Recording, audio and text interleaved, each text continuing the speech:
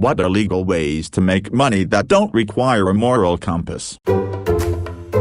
Facilities maintenance dispatcher. I worked for a company that would sign on contractors and technicians, and our clients, stores like Walmart and CVS, would give us work orders for stuff they'd need done. A lock repair, a clogged toilet, lights are out, etc. We'd call the contractor and describe an issue and send them the work order. They'd go do the work while we'd constantly call and harass and badger them to get it done as cheaply, quickly, and well as possible. Sometimes sending techs into hurricanes to put sandbags at store doors. The company I worked for would be on billing terms and promise to pay the contractor company after 45-60 days. Most of our techs never got paid. I was technician resources, so I was responsible for taking calls from techs who wanted to complain. I would get hundreds of calls an 8-hour day, most of them saying they did thousands of dollars of work under contracts with us and they haven't seen a dime. It was essentially my job to tell them that our accountants couldn't take their call and a check is in the mail.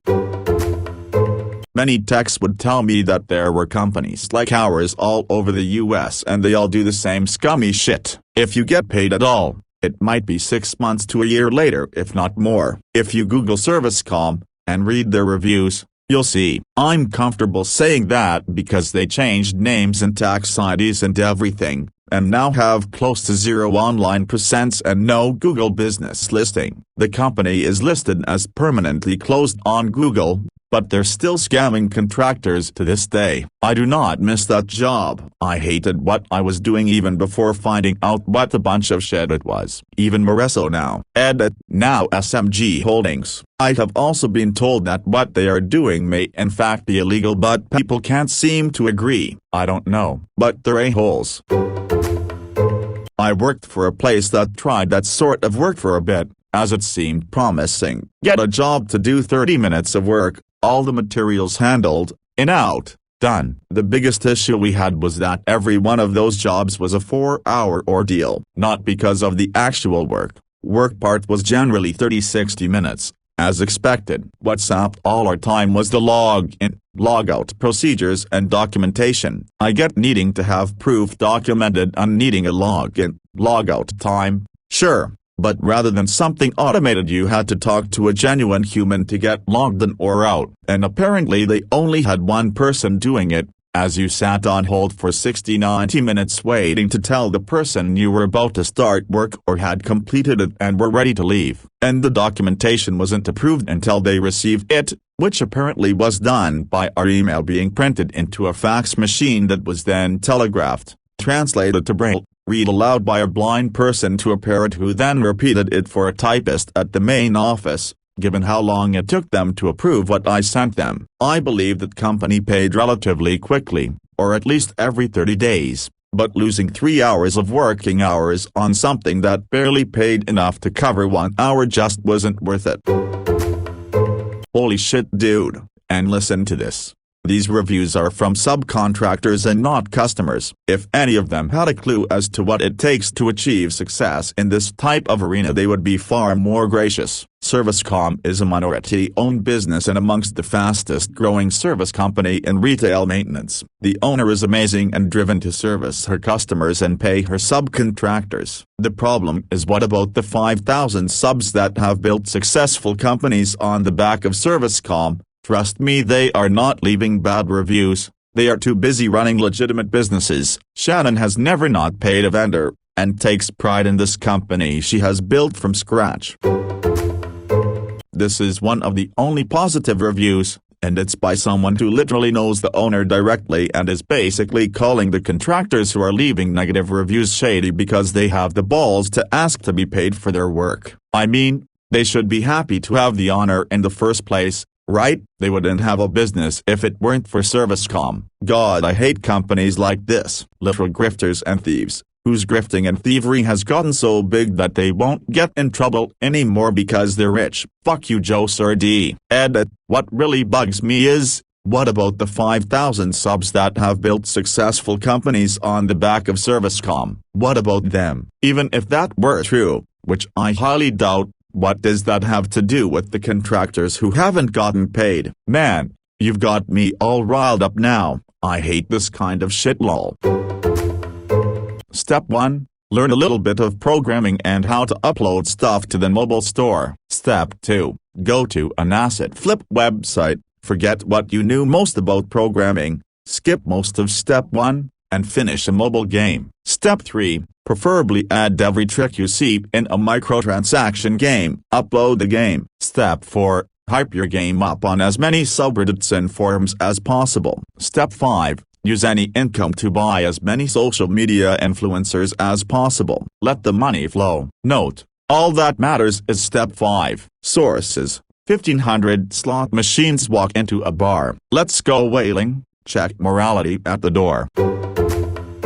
Having grown up in charismatic Christian culture, it's heartbreaking how many folks fall for it. Hell, I did. I was indoctrinated in that particular religious group before I was even out of the womb. Lots of good, hardworking, and otherwise intelligent people have fallen victim to this, and it's totally acceptable. Fucking sucks seeing it from the outside after having been in it. I see a lot of comments here and other public forums calling the believers stupid or rubes or some other generally negative and dismissive insult. I have to tell you, as someone from that culture who broke out, they aren't. This whole thing is a result of generational indoctrination, going back in some cases 5 or 6 generations. It is a deeply ingrained worldview, insular in many ways but with a toe dipped in the pool of popular culture, just enough to keep the kids interested. I've known doctors and lawyers, college professors, city council members, and well-educated local government officials who are lifelong charismatic and who have raised their children and grandchildren in this fashion. Your whole life, every aspect of it,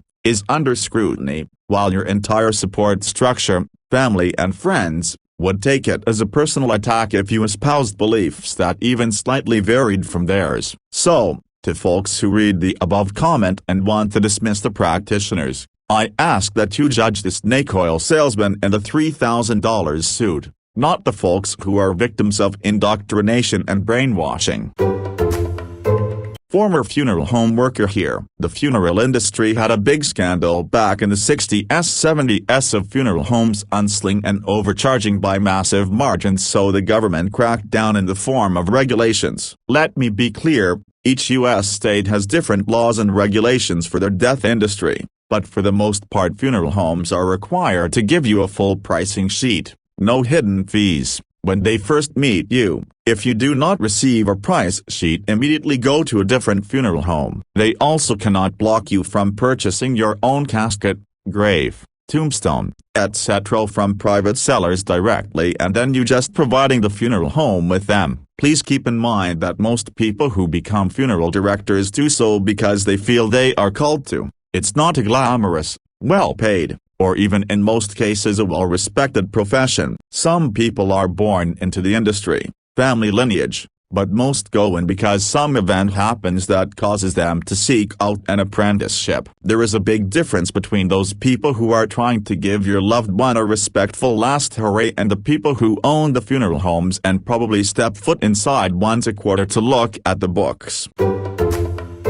How low on the compass do you want to go? Bill collector, repo man? If you really get low you can become a collections attorney. We've got a great one here in Atlanta. He gets debts for pennies on the dollar, even the badly verified debt. I'm told he even looks up names on the internet, phone book that matches the city and name of debtor. He then goes and mass files lawsuits at the clerk's office 2x a month, an average of 500 at a time. They send the proper notice and hearing date out, and about 60% of those don't reply or so. That means they lose automatically by default. Once the default has been recorded, he places a garnishment on their wages and then waits for them to contact him to settle. So he's usually got at least one paycheck from them at this point due to the garnishment. If they make any payment willingly, he uses it as proof that they own the debt, even if in fact they don't. But a payment plan of $100 a month for say 10 months is better than them not getting another paycheck and still under what typical attorney fees would be to fight it. Clerks at county court think he's lower than slime, but he makes an estimated 3/4 minus $1 million a year easy. Foreclosure rescue aka equity stripping. You find a homeowner who's late on their mortgage but has equity. usually the elderly, and offer to hold the house in your name, pay off their mortgage and let them rent the house until they're back on their feet, and then you will give it back to them when they can qualify for a new mortgage to pay you back. The real goal is for them to default on the rent so you can evict them and keep the house as well as the equity, and they end up with nothing. Used to work in D2D sales, and the best way is not to answer the door. No selecting signs don't mean anything, or saying not interested does not hold water either. The only reason we are so persistent is because when we are not hitting numbers, we get fired, so on and so forth, rinse and repeat. It was good money, about $1,200 per week pre-tax, but it is a physically and mentally tough job. Teaches you a lot about people as well. AKK, I think the people who run those companies are worse. They bring in staff who are commission only and promise the world to them. All this bullshit of getting your own consignment and then training in new people. Staff turnover is huge and you never become a manager. It's all bullshit. I did it for a while after school and before college, and they were trying to tell to skip university, which at the time was free in my country. Good luck with that body. Surprisingly, a lot of old people have much better negotiation skills than people in their 20-30s and will see through you if you pressure them with sleazy tactics. However, if your product has better coverage than what they have at a lower price, then there's no need to sugarcoat it. Also, insurance agents have to have a clean record and are heavily regulated in my country. But yeah, the money is very good if you have a silver tongue. Sincerely, an insurance salesman. Edit, spelling. Step 1. Small firm with large capital reserves buys established company. Step 2. Gut company of every possible expense and then some.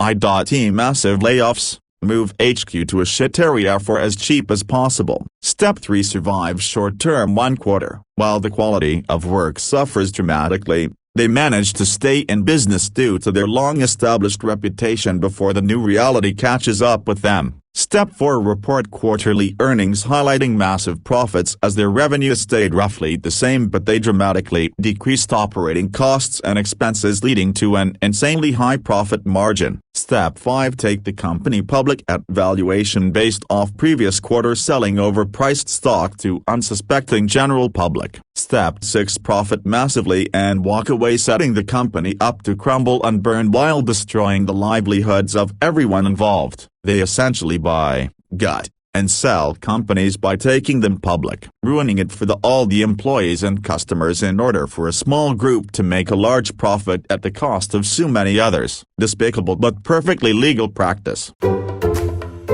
Honestly, they are so easy to get rid of, they don't even bother me anymore. As soon as I open the door, before they even start to speak, I just tell them the truth that fits their best interest. Look man, I know time is money for this kind of sales, so I'm not gonna waste yours. I'm not interested in buying, and I'm not gonna waste your time pretending like I will just for the sake of seeming polite. Good luck with the rest of your day. Goodbye. I've had roommates that feel the need to let them down softly, and honestly I think it's best to just avoid wasting everyone's time. Be direct, but polite. Works every time for me. Most of them aren't really terrible people. They just got roped onto a shit job and hate it. I once saw this golden piece of advice on Dogecoin last year. How I made $150,000 in a single weekend. Friday. Ask Dad for a $300,000 loan for starting my own business. Saturday, invest $300,000 in Dogecoin at 60 cents per. To buy the dip after seeing price drop from 78 cents earlier that evening. Sunday, paper hands panic sell in the morning at 30 cents, then transfer remaining $150,000 to personal savings account. Monday, block Dad's phone hash, change personal cell hash. Move to a different state. Start a charity against something everyone hates. Collect money from people who want to feel good about themselves by doing nothing. Pay your executives most of it. Do nothing of tangible effect for the advertised goal, but appear to be real busy fighting it when anyone looks. See also, cancer charities, the unhoused, missing/foreign/underprivileged children, anti-terrorism/war. How have we not fixed it yet? Oh right, Lots of people make money shadowboxing it forever and would lose out on that if they actually did their job and fixed it.